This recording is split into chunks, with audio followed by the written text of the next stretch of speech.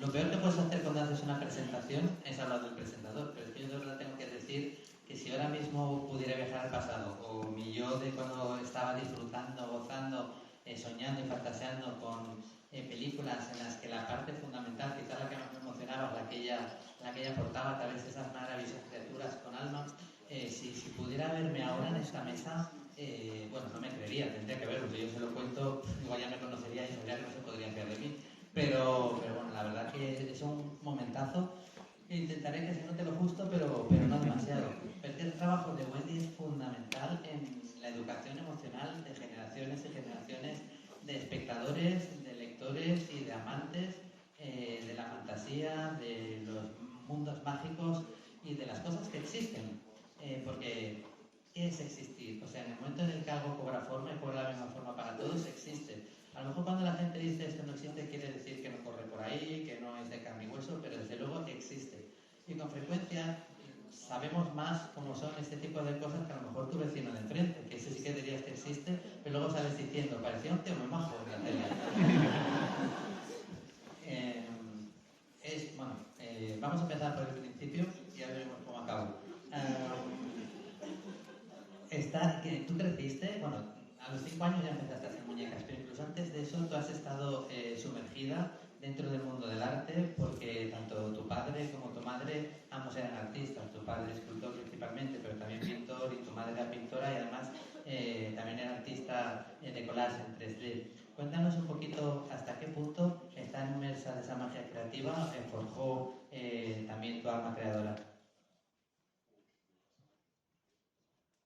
Oh gosh, yes, my father was a sculptor, my mother a painter, and it influenced me completely. I grew up surrounded by art, and most of our friends were artists. They were either sculptors, painters, writers, musicians. We have a lot of friends who were musicians. So I had an upbringing where there was an appreciation of all of the arts, and also knowing that they all combine, and it's really important to have them together. I just thought it was normal until I would go to a friend's house. They had no books, they had no pictures on the walls. It was really terrible. Pues sí, definitivamente, mi padre era escultor, mi madre era pintora y tuvieron una influencia total y absoluta en la forma en que crecí y la educación que me dieron. La mayoría de sus amigos eran artistas, escultores, pintores, músicos, algún que otro escritor. La verdad es que yo no me daba cuenta, pero me estaban dando una educación que me permitía apreciar todas las artes y darme cuenta de que las artes se combinan entre sí, que eso es algo que me parece muy importante. Para mí era lo más habitual y no me di cuenta de que no era lo más normal del mundo hasta que empecé a ir a casa de algunos de mis amigos y vi que no tenían ni un libro, que no tenían ni un cuadro colgado en las paredes y yo decía, pero madre mía, ¿qué es esto? Hay que desconfiar de esos magos. Veamos, tampoco es normal que a los 5 años alguien tenga tan clarísimo lo que quiere hacer y tenga esa capacidad de crear, de dar forma de la nada a criaturas, ¿no? Tú has dicho en varias ocasiones, en diversas entrevistas, que con 5 años tú ya empezaste a hacer muñecas y ya no paraste nunca. Pero a mí me gustaría saber cómo eran esas muñecas primerizas, o sea, con qué las hacías y sobre todo, de qué las hacías, qué temas te fascinaban, los cuentos que te contaban, lo que veías en la tele, lo que venía a tu imaginación de algún lugar mágico.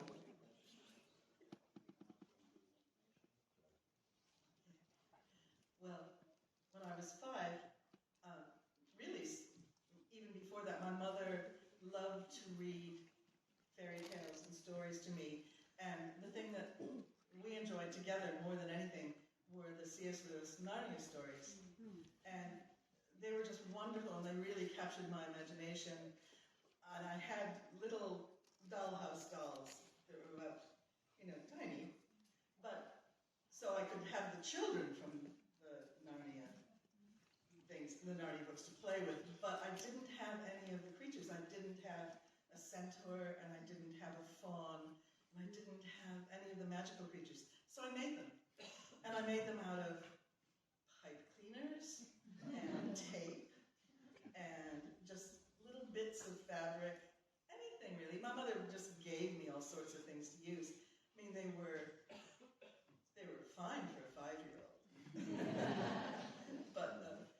never stopped. And I think when I realized how much pleasure I got from making things and creating things that could go with things that I already had and make bigger stories, that was really important to me.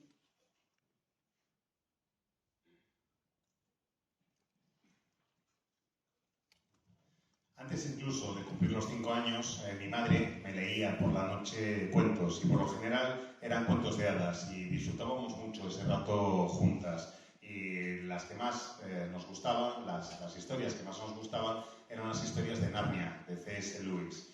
Y el caso es que me parecían maravillosas, que lograron cautivar mi imaginación y me tenían absolutamente encantada. Y me habían regalado una casa de muñecas y tenía muñecas más o menos como de este tamaño con las que podía jugar.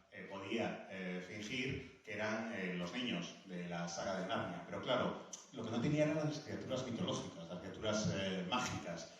No tenía centauros, ni faunos, ni nada por el estilo. Y yo quería también jugar con ellos. Entonces decidí que lo que tenía que hacer era crear esas figuras.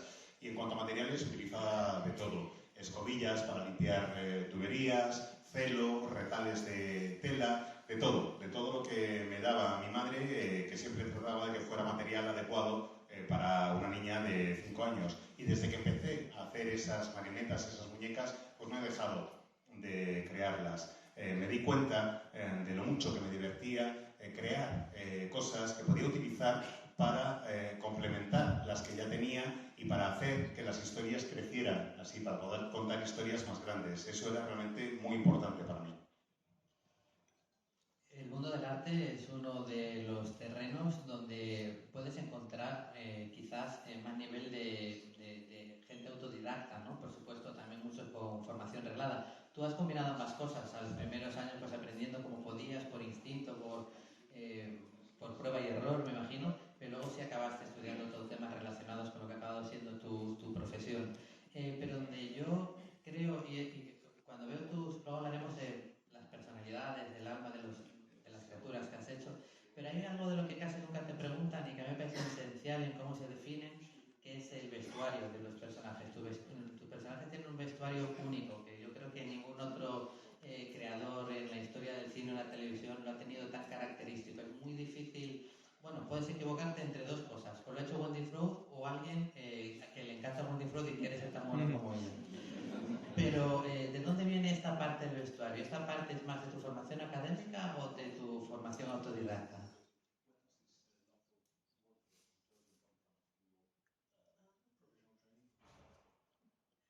I think my love for clothing came originally as self-taught. I always loved making costumes, but when I went to art school, art college, I trained in ceramics and fabric manipulation, fabric design. And in that, I was able to develop costume techniques. And I also took classes in metalwork. So I could make my own castings of little pieces to go on things. So when I was making dolls, I would always dress them myself and do really anything I wanted on them. When I met Brian and we started working on The Dark Crystal, he was just as interested in costume and fabric. His costume was so much a part of all of the creatures that we were doing, and the detail was really, really important. One thing that I did learn was to use, because we work in small sizes, even the gelflings are only from the table about that big. And the fabrics we used needed to be natural fabrics. If you use things with polyester in them, they don't hang the right way. They just stand out stiff and straight. You can't dye them. So we used all,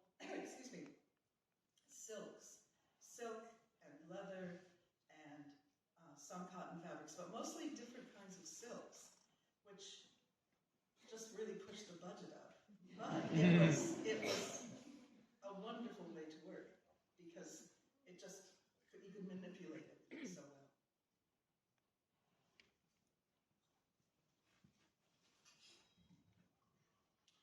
Pues la verdad es que este amor que siento por el vestuario, este interés, procede de mi formación autodidacta. Es verdad que luego apliqué en el diseño de vestuario algunas de las cosas que aprendí en Bellas Artes. Yo cuando estudiaba Bellas Artes, cuando iba a la escuela de Bellas Artes, mejor dicho, pues me especialicé primero en la manipulación y tratamiento de cerámica y por otra parte en la manipulación textil.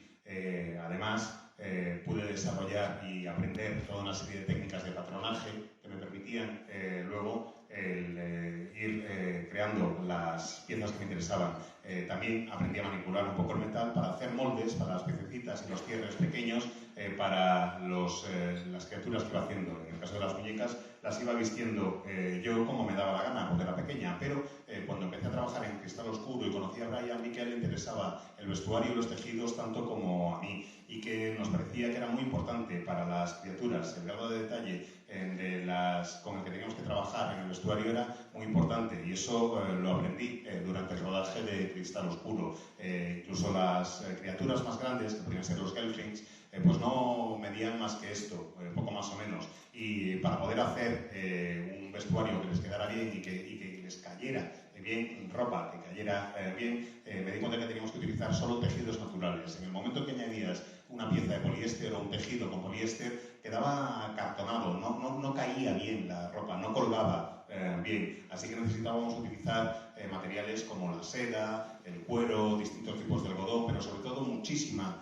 seda de muy distintas variedades. Y eso, claro, hizo que el presupuesto se disparara de una manera increíble. Pero era lo único que daba un resultado que funcionara realmente y que hiciera que las cosas quedaran bien.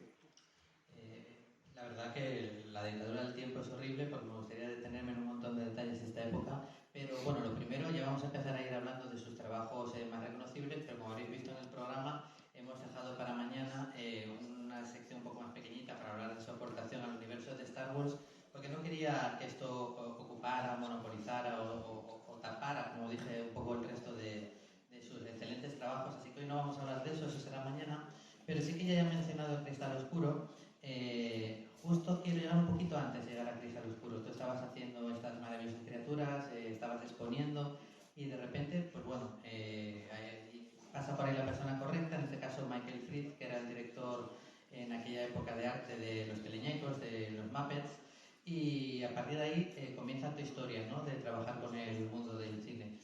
Cuéntanos un poco en el momento en que esas muñecas que él compra se las lleva Jim Henson y vuelven a ponerse en contacto contigo, cuando te hacen esta oferta, o sea, ¿cómo lo sentiste? ¿Cómo pensaste dónde me estoy metiendo? ¿O te lanzaste encantada? Cuéntanos un poco cómo recuerdas aquella noticia, ¿no?, que te llamen y te digan, oye, he visto tus muñecas y tienes que venirte a trabajar con Jim Henson. Lo cual demuestra lo mucho que tiene Jim Henson, claro. I think so too. Well, this all happened just about 3 months after I moved to New York with quite a group of friends from Detroit, where we had all gone to art school and graduated, and we went to New York like everyone does to see if we can, make our fame and fortune there. And I had a little exhibition in a loft that I was living in with another friend of mine, and yes, Michael Frith came and bought a piece of mine for Jim for a Christmas present. And I did get a phone call just after New Year saying, Jim would really like he'd like to interview you because there's a new project and we would like to see if, you would be suitable to work on it. We think you would be. And it's tomorrow morning. You have to come tomorrow morning. And I said, oh, I can't come tomorrow morning. I have to pick my mother up at the airport. And Michael Frith said, no, you get someone else to pick your mother up. You come and do this interview. And I did, and that's how it started. I was, like everybody else, I was going to go be a waitress in New York because that's what you do until you find a wonderful job. But I didn't have to do that. And just from that moment on, I've never really had to do any other kind of work. I've always been able to either support myself making dolls or working for Jim, especially. That was wonderful. And something I always tell my students, because I teach a lot of workshops, is, you know, don't ever pick your mother up at the airport. It's just not worth it.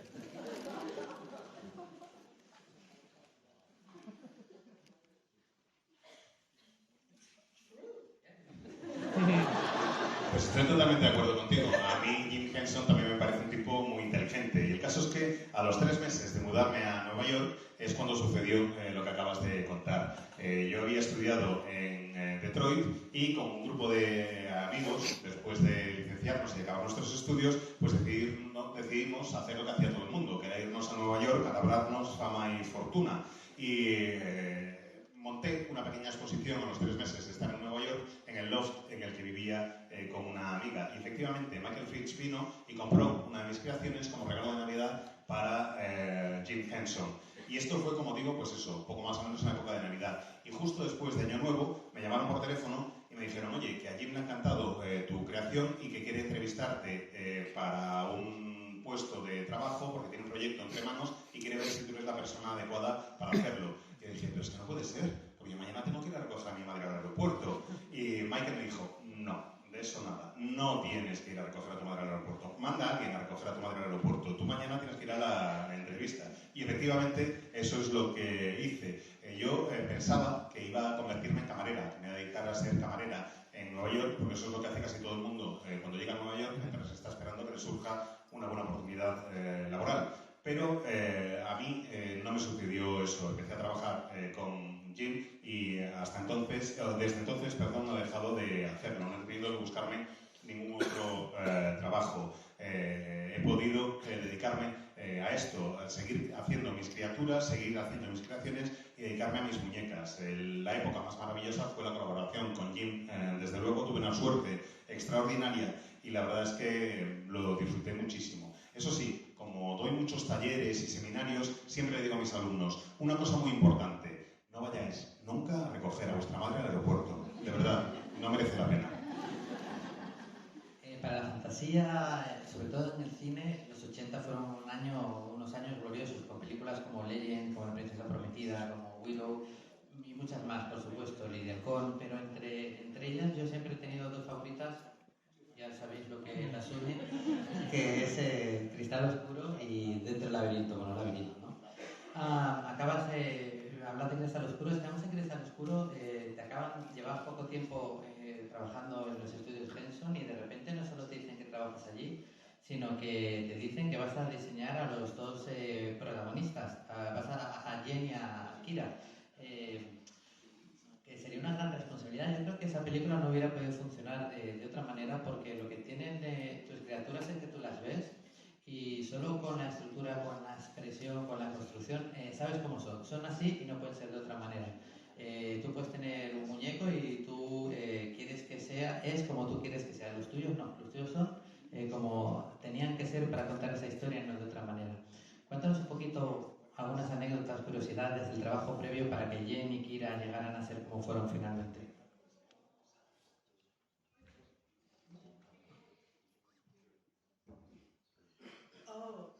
Well, when I interviewed with Jim, he hired me specifically to work on Jen and Kira, and it was because my own dolls were quite delicate and quite human-looking, but with a touch of fairy in them, even then. And he thought that that would be the perfect look for his 2 main characters. But he didn't really know what he wanted, and Brian Froud, my soon-to-be husband, wasn't designing those. Jim wanted me to have my own take on what Jen and Kira would look like, and because he couldn't really express what he wanted, he could only tell me if he liked it or didn't like it. And I learned to sculpt really, really quickly because I had to please Jim, I had to please Brian, and I had to please Frank Oz, who was the other director on the film. And it wasn't easy because none of them agreed. And I just could sculpt like 1 or 2 heads a day and then change them. And I would change them so they'd be ready for the next day to come and see again. And we got to the stage where we turned a lot of them into puppets and tried them and realized that one thing we hadn't really thought about was putting mechanics in the heads. So this was a long process to figure out how to keep small, very, very small heads with room for large hands, because Jim had a very large hand, and he was puppeteering Jen. So I had to make sure that his hand fit, and Frank thought at first that he would puppeteer Kira. He really wanted to, because he puppeteered Miss Piggy. And he had and still has, a really large hand. And I remember the first time he put it in the head of Kira, it just kind of went, because he distorted it completely. And that was when he realized they needed a woman with a smaller hand to puppeteer. And thank goodness they got Kathy Mullen to do it. It wouldn't have been the same. But the characters just really evolved until they became themselves. I think they always had we knew what the feel of them should be, but to actually pin down exactly what they looked like took 4 years. Then with a year of filming, so it was a long. We were very lucky to have that time. Nobody has that time in a film now, at all.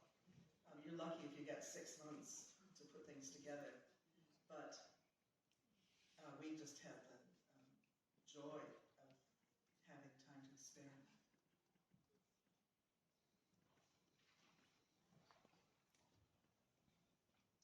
Pues el caso es que Jim me contrató específicamente para encargarme del diseño de Jen y Kira. Mis muñecas en aquella época pues ya tenían un toque faérico, un toque de hada. Eran personajes con cara y rasgos humanos, pero ya entonces tenían ese toque como de hada. Y ese era exactamente el look que buscaba Jim. Sabía Jim además que Brian Frog, el que pronto se convertiría en mi marido, no se iba a encargar del diseño de los personajes de Jen y Kira, porque no era lo que él buscaba. Él quería algo distinto, pero no sabía cómo expresar exactamente lo que quería. Lo único que sabía era si las marionetas le gustaban o no le gustaban. Y realmente eso es lo que me iba diciendo. Yo aprendí a esculpir muy rápido y a modelar muy rápido, mejor dicho, en aquella temporada, porque claro, resulta que tenía que contentar no solo a Jim Henson, sino también a Brian y a Frank Oz, que era el otro director de la película. Y el problema es que no se ponían de acuerdo entre ellos. Los tres tenían cada uno una visión distinta y yo tenía que irme adaptando, intentando complacerlos a todos.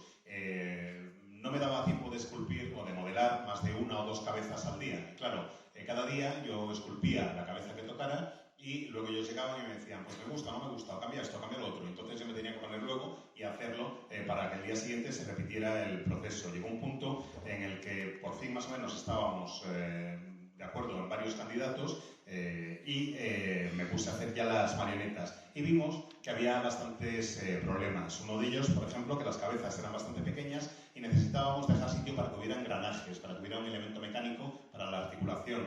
Y no solo eso, sino que también tenía que caber la mano de la persona que se encargara de mover la marioneta. Jim tenía unas manos enormes, realmente grandes, y él se iba a encargar de Jen, eso estaba clarísimo desde el principio. Y Frank Oz pensaba que iba a ser él quien iba a manejar a Kira, porque había sido quien había manejado en los teleñecos a la cerdita Peggy. Lo que pasa es que Frank tenía, y aún tiene, unas manos enormes, realmente. La primera vez que metió la mano en la cabeza de Kira se acabó toda distorsionada. Y fue cuando comprendieron que efectivamente hacía falta una mano femenina, una mano de mujer que fuera un poco más pequeña. Y por eso decidieron contratar a Kathy Mullen. Y creo que fue una decisión fantástica. Si no hubieran sido, las cosas no hubieran sido iguales, de no ser ella quien manejaba a Kira. Los personajes fueron evolucionando casi por su cuenta y riesgo hasta convertirse en ellos mismos. Tardamos bastante tiempo porque sí sabíamos más o menos qué era lo que buscábamos, cuál era la sensación que queríamos generar, pero tardamos casi 4 años en clavarlo, en decir, vale, perfecto, ahora sí que ya está listo. Y a eso hay que añadirle 1 año de rodaje. rodaje. Así que fue muchísimo tiempo el que estuvimos con ese proyecto y tuvimos una suerte extraordinaria. Hoy en día en el mundo del cine nadie dispone de tanto tiempo ni por asomo. Puedes considerarte afortunado si tienes 6 meses y nosotros tuvimos una enorme suerte para hacer todo el rodaje, para prepararlo todo y para acabar el proyecto. Y nosotros tuvimos una suerte extraordinaria porque contamos con tiempo de sobra para hacer lo que queríamos. A mí me parece que El Claro Oscuro es una de las mejores películas animadas, desde luego de su época, y en general también es de las que más me gusta y más me interesa. Y además proponía como un mundo muy rico en el que desde luego quería saber más, porque sabes que había pasado algo, queda de determinada forma donde parece que las cosas van a quedar mejor, pero vete a saber. Pero por eso cuando se anunció que una plataforma se iba a hacer una nueva serie, que era la de la Era de la Resistencia, que contaba un poco una precuela, yo me puse muy contento, uno, porque quería saber qué había pasado ahí, y dos, porque me parecía que eso iba a volver a echar la vista atrás sobre una película que ha envejecido muy bien. Nosotros de hecho lo pusimos aquí en el Cine en la Calle y funcionó muy bien, no puede ser de otra manera. Pero esto de la Era de la Resistencia es uno de los casos más incomprensibles, una serie, que parece que todo el mundo coincidíamos en que había sido extraordinaria, o también parecía que estaba arriba en la lista de visionados, y sin embargo se cancela. Esta parte me interesa menos, pero me parece injusta. Pero sí me gustaría que nos contaras cómo fue volver a ese mundo, sobre todo, y hasta qué punto el hecho de que usaran, vale, sí, las nuevas tecnologías, pero mantuvieran ese tono también clásico de trabajar de forma tradicional, te animo a hacerlo.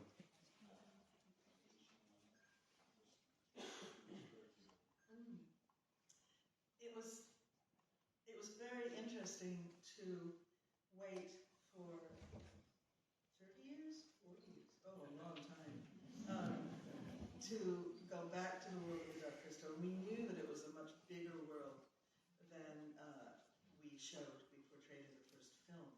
And it was exciting to think that we could expand that world. So it was just wonderful to be able to go back. Brian designed the new characters. Our son Toby was also working for Henson's at the time, and he became one of the heads of the workshop in England when we brought it over, because we did a lot of the work over here and it was filmed here. I mean, there. I'm sorry, I'm here.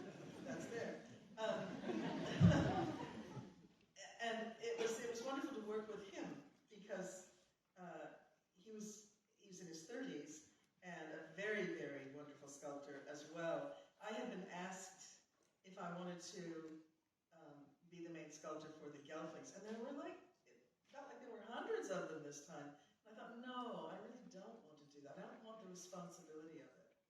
It was fine to do once, but I don't want to do it again. So I said that I would consult on things, and in the end I couldn't resist making puppets. So I made a lot of the little creatures that you see in the series. They were so much fun to make. They were, in fact, they were really probably the only things that were really fun to make. And I got to do them. And I kind of got to just make them up as I went along. I made them out of scraps of foam, latex, and different, just bits and pieces of things. Anyway, the puppeteers thought they were fun to puppeteer as well. But it was a huge, huge undertaking. And we assumed that we would at least have one more series. And the same day that we won an Emmy for Best Children's Television Program, they canceled us, which was very disappointing at the time. And then COVID hit, and we wouldn't have been able to make another series probably until around now.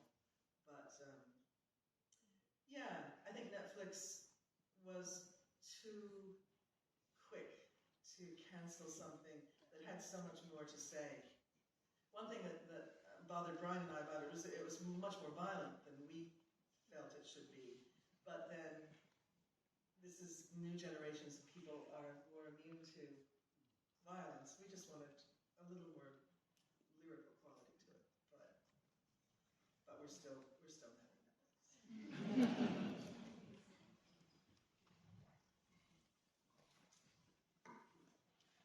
pues de esperar 30 o 40 años para volver al mundo de Cristal Oscuro, en fin, ni te cuento. Realmente sabíamos desde el principio, cuando empezamos a trabajar en la película, que queríamos hacer algo más grande de lo que íbamos a poder mostrar en la pantalla en la primera película. Queríamos hacer que el mundo creciera. Así que me pareció una oportunidad maravillosa cuando nos ofrecieron trabajar en la serie. Brian se iba a encargar del diseño de los personajes y nuestro hijo, Toby, también trabajaba con Henson en aquella temporada y fue el jefe de taller cuando hicimos el rodaje aquí en Inglaterra. No, aquí en Inglaterra no, allí en Inglaterra. Allí.